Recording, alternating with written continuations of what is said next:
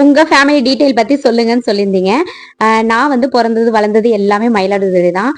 கல்யாணம் பண்ணது கூட மயிலாடுதுறை தான். அவங்களும் ரொம்ப தூரம்லாம் கிடையாது. பக்கத்து பக்கத்து தெரு தான். அரேஞ்ச் மேரேஜ் தான். எனக்கு மேரேஜ் ஆகி 15 வருஷம் ஆகுது. பாப்பா 9th படிக்கிறா. ஒரே ஒரு பொண்ணு தான். நான் வந்து வீட்ல மூத்த பொண்ணு. எனக்கு தம்பி ஒருத்தவங்க, தங்கச்சி ஒருத்தவங்க. தம்பிக்கு மேரேஜ் ஆகி இப்பதான் 1.5 இயர்ஸ் ஆகுது. அவங்க 2 பேருமே ஹஸ்பண்ட் அண்ட் ஒய்ஃப் 2 பேருமே வெளிநாட்டுல இருக்காங்க. தங்கச்சிக்கு மேரேஜ் ஆகி 8 வருஷம் ஆகுது. பாப்பாவை நான் ஏற்கனவே வீடியோல காட்டியிருப்பேன். ஃபர்ஸ்ட் ஸ்டாண்டர்ட் படிக்கிறா. தம்பி இப்பதான் பிறந்து 2 மாசம் தான் ஆகுது. தங்கச்சிக்கு குழந்தை பிறந்திருக்குன்னு சொன்னது எல்லாமே என்னுடைய கோ சிஸ்டர், உடன் பிறந்த சகோதரியை பத்தி தான் சொல்லி. இது மட்டும் இல்லாம அக்கா, தங்கச்சி, அண்ணன், தம்பின்னு ஒரு கூட்டமே இருக்கு. எல்லா ஃபேஸ் கட்டும் ஒரே மாதிரியே தெரியும். கூட பிறந்தவங்க மாதிரியே தெரியுற அளவுக்கு ஒரு படையே இருக்கு. எனக்கு மாமனார் மாமியார் இப்போ இல்ல. மாமனார் தவறி 11 வருஷம் ஆகுது. மாமியார் இப்பதான் 2 வருஷம் தான் ஆகுது தவறி போய். அம்மா அப்பா எனக்கு இருக்காங்க. 2 பேருமே ரொம்ப தூரம் இல்ல. நம்ம வீட்ல இருந்து ஒரு 4-5 வீடு தள்ளி தான் இருக்கு.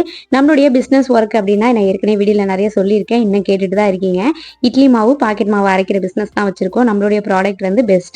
நம்ம மயிலாடுதுறையில ஓபன் பண்ணி கிட்டத்தட்ட 13 வருஷம் நடத்திட்டு தான் இருக்கும். இன்னைக்கு சனிக்கிழமை மதிய லஞ்சுக்கு புளிக்கரணை போட்டு புளி குழம்பு வச்சுட்டு அப்பாவுக்கும் பொண்ணுக்கும் முட்டையை வேக வச்சுட்டேன். நான் நான்வெஜ் சாப்பிட மாட்டேன் சனிக்கிழமையில. அதனால எனக்கு கொஞ்சமா வத்த பொரிச்சுக்கிட்டேன். சமைச்சு முடிச்ச கையோட இந்த சாமிக்கு படிச்ச தேங்காய்லாம் நிறைய இருந்துச்சு.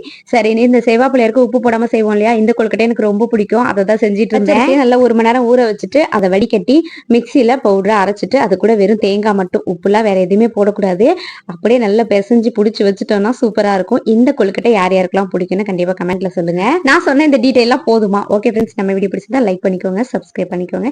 நெக்ஸ்ட் வீடியோல பார்க்கலாம். பை.